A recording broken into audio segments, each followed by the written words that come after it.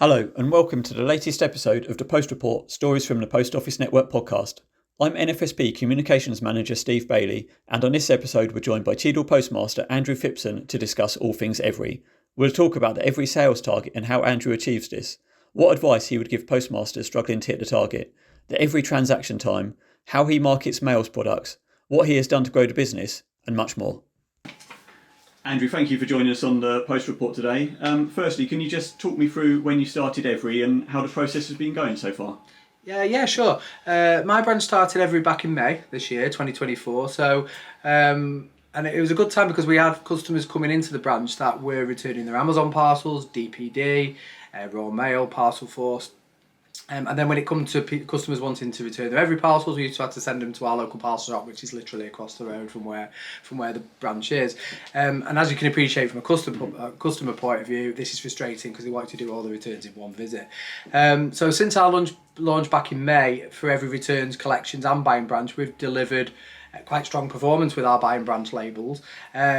That we sell to our customer, and because we've seen improvements to the Horizon journey in that time, it's really improved the actual journey of selling a label to a customer. And the Evri target is 35 sales a week. What do you do to achieve this? So when the target was introduced earlier this year to the branch, we looked at what other parcels we were transacting in over the course of a week. So we looked at the previous 4 weeks to see what other products we were actually doing. I concluded that keeping a daily record of what types of parcels we were doing, so numbers of special deliveries, numbers of DPDs, those sort of top end products that pay us the most remuneration. So we had the best idea was that just basically making that information public to my team and updating that every day, so the team knew at every point of the day where they was up to, basically, what products they were actually saying, and then we could see them at a glance. So we keep a record now of numbers of special deliveries, DPDs, numbers of Evris, whether it be the next day or standard, Evri International. We also keep Parcel Force and the international products, so whether it be raw mail priority or Parcel Force Global. And what advice would you give to postmasters who are maybe struggling to achieve the 35 sales a week, possibly due to the length of time that the transactions can take? So what we did is we looked at our previous drop and go customers that have either left us to go to click and drop with raw mail, or they might have gone to Evri direct as well, because obviously they can print the labels out from their website. What we did was contact some of the local ones to see what their current circumstances were. So it was just a telephone call, contact them to see what they were currently doing. Some was having the collections from raw mail from their home address or their business address, and some were printing their own labels for Everett and dropping them off at the parcel shop. One of the successes we had from that was a customer who was printing her parcels directly with Everett, and she was dropping the parcels off. But because she was involved in the actual making of the products that she sold, it was more time beneficial for her to just bring the parcels into us labelled up, and then basically we did all the postage for her, and it just saves a load of time that way. On the transaction time for coming into branch, so like I said, some of the improvements that were made to Horizon over the past few weeks has actually sped the journey up. But when you actually look at the extra information that you put in for every transaction, so it could be the name of the recipient, the street name, the content and the sender's details, the more you do them, the quicker you get it naturally. So that's what me and my team have looked at over the past few weeks, of him, making it quicker. Yeah. Has the transaction time caused you any issues, and what do you do to make things a simpler and easier process for your customers? It doesn't really cause any issues for me and my team time-wise, but it's down to our perception, I think, of sometimes of how long it actually takes. My team said it does take longer than raw mail, but when we started with Everett, the customer doesn't know any different because you're processing the transaction for them, so you don't sit there with a stopwatch timing you. And then all I said is compare it to what we currently do for an international parcel, for example, and all the extra information we put in for customs now, compared to what we did before. So when you put those two together, time wise, you can see the extra couple of bits you have to put in for Evri doesn't really make any difference to me. What does success look like for you with Evri, and do you have any further targets you're looking to achieve? Success is obviously growing mails remuneration, like it is for any post office operator. That should include all the mails carriers in my eyes, that I can possibly offer to my customers. going back to what I said earlier about sending every customers previously before we did it to the local competition. We do have post office above the door. I think we should be doing all the carriers in to making sure that we offer all the services available. But by meeting my weekly Evri target, for example, I can continue to offer all the returns and collections that come with it as part of the whole Evri package. So, once we do that, it obviously stops the customers going to the competition, which there is, lots, in competition with the post office. And how have you grown the business so far? I've grown the business by a variety of different things that we've done in branch. So using our Evri services and promoted them compared to the local competition. There's several parcel shops in the vicinity that we obviously have been actively targeting to try and get them to come to us rather than go there. But we've also got the advantage of buying branch, which none of the competition have, so we can actually sell every product to customers as well as. I've been a couple of things. I've been working through our old drop and go customers that have left us for a variety of reasons, whether it be they've gone over to Raw Mail Click and Drop for convenience issues or for price issues, or they've gone to Evri directly where it's cheaper and they can print the labels off themselves and then drop them at a parcel shop, which obviously we can now offer as a drop off point. I've also grown the business by upgrading Evri next day and including the proof of delivery, so it's an extra 60p to the customer, but you do get the advantage of handing the parcel over to the customer.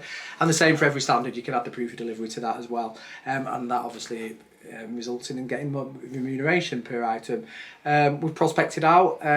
It's been our high street here in the local area. There's always new businesses opening, so prospecting's a continuous thing. So going out, speaking to them if they've got any mail issues, we can help them with. But that we can do that as well. And also taking advantage of the social media opportunity as well to do all this at the same time. So whether it be through any of the channels that we use like Facebook or Instagram or X, those types, but it also supports what we're doing in branch as well. And of course, using the same marketing, it ties in with all the posters and all the leaflets that we give out in branch, so it's all one message, just to a wider audience basically. And, can I just ask, how many Evri sales are you averaging each week? On average, probably between 30 and 50 buying branch sales, which obviously is most weeks it's meeting the weekly target that's expected. So, at the moment there's the incentive on. So the more buying branch labels we sell to customers, sees us get an uplift on the returns and the collections that we're doing as well. So, if the top levels at 45 at the moment, which is what we're aiming for up until peak. What plans do you have going forward? Using the incentive into the busy week period. So now, using the time when it started back at the end of September is just to look at, what can we achieve the 45 every week to make the most out of the returns and the collections, because as we all know, as we approach Black Friday, as we approach Christmas, the numbers will increase. So the more labels we sell, the more we get paid for the returns and the collections. The first 2 weeks of the incentive we did actually meet 45, which is a credit to the team. So that's helped us meet the maximum return for the returns and the collections. What have been the main challenges you've faced so far? So the numbers of mail products, we can now offer our customers was brought up by my team when we introduced Evri into the branch with the numbers of carriers and the products that we're now doing.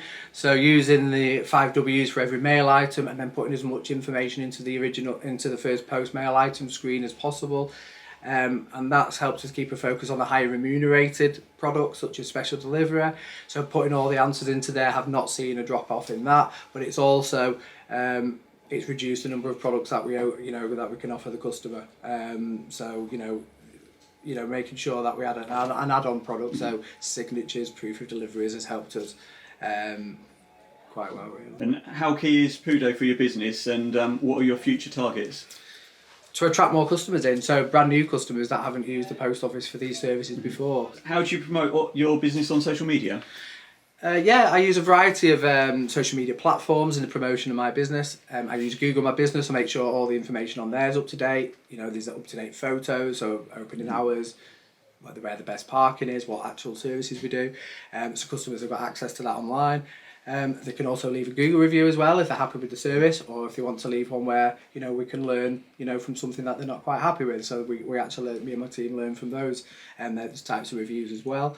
But I use Facebook for business. We use Instagram. We use X, LinkedIn, and WhatsApp for business for communication. So drop and go customers, for example, or our local businesses can just drop us a message and and tell us about their needs and requirements. I also use the Hootsuite platform as well, where I can access pre-populated posts and images of the current promotional marketing campaign. So it's just very similar to what we do in branch, but a digital version of. It's totally free. You can register with the post office social media team, and this helps portray a professional image when promoting my business online. How have you marketed Pudo, and have you had any support? So when a new mails carrier, I'll use Evri as an example because that was the most recent one back in May.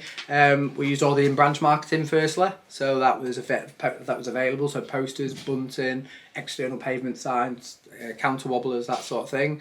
And I also displayed adverts on the in-branch digital screen as well, because obviously when customers are waiting, they can obviously view that. I was also able to access images and pre-populated posts to use on my social media channels. By doing this, you can extend the reach into your local community by advertising into your online community groups, for example. There is support to access from your post office area manager, for example, the NFSP mails team, and the post office social media department. So there's lots of support out there. And you can also ask for support also from the post office peer support mails team, which I am a part of. I have worked with lots of branches recently in helping them improve the mails conversations, which has delivered higher mails remuneration for them. And retail-wise, how key is the shop to your business? A lot. Retail's key to my branch, and over the course of 10 years as a postmaster, I've built this up so it contributes 50% of my branch income now. So by bringing in more mails carriers to work with the post office, also especially with Evri, because that's our most recent one, it's brought in a younger demographic of customers due to the nature of the retail companies that work with Evri, for example. I also refresh my retail ranges to keep up with what customers would like to see you sell, and also to keep up with current trends as well. My opening hours also make the difference, so in attracting customers to the branch. We're still open all day Saturday afternoons, and we do lots of mails, returns, collections and sales on a Saturday afternoon as well, and then obviously that translates into retail sales, and that's obviously because we're the only branch locally that does that. All the other branches close at lunchtime. So where do you get the inspiration for what you sell in store? Well, a lot of it comes down from a retail experience. Prior to being a postmaster, I'd had 18 years of working for some of the big retail organisations. So not only managing their post office branches, but with the Co-op and Asda, and they're obviously massive retail companies in this country. So a lot of that is down to experience. But there has been some failures along the way. You try selling some retail ranges and they don't work. So it's also important to put them out and put stuff in that actually people want. So we do ask for customer feedback. If a customer asks for a particular range, we do that. But one of the inspirations I did recently was selling orchard toys, and I actually got that from one of the very first podcasts that Jenny did at Barnard's Green Post Office. And since we actually introduced that range into the branch, it's done really, really well over the spring and summer period, which for toys and games, it's the busy Christmas season that should be coming up, so we'll wait and see, and hopefully it'll continue on and the sales should be quite strong with it. Absolutely. And can you just talk through how long you've been a postmaster and why you decided to take on the role in the first place? Yeah, it's good timing actually, because I celebrated my first 10 years of being a postmaster back in July this year, 2024. Previous to this, I had 18 years of associated post office and retail experience.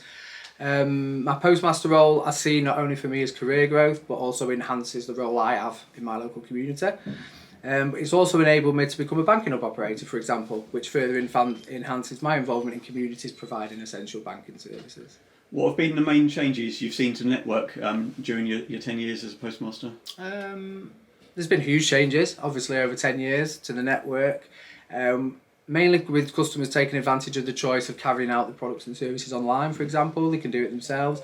But the main products and services now, we offer to our customers have been constantly evolving to meet our customers' needs, which is why the post office have had to bring in new mails carriers for us to work with. By adding more mails carriers to our portfolio, for example, gives us more opportunities to increase the numbers of customers that come into branches, and we're seeing that with Evri. And how vital is the post office to the community here in Cheadle? Yeah, really good, because Cheadle's the hub of the community for some of the services that we do, and some of the services are essential that we do. So customers can access mails, products and services from an ever-growing variety of mail carriers, for us to continue working towards being the ultimate post office, driven by convenience and locality.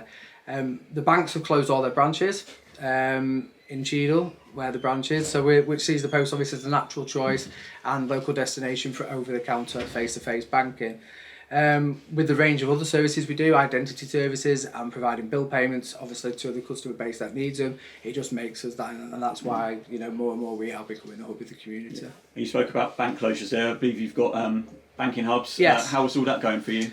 Yeah, really good. And in the 3 areas where I currently operate, me and my teams are currently operating the banking hubs, we're seeing, again, similar to the trust the post office has in their local community, we're seeing that transfer over to banking hubs.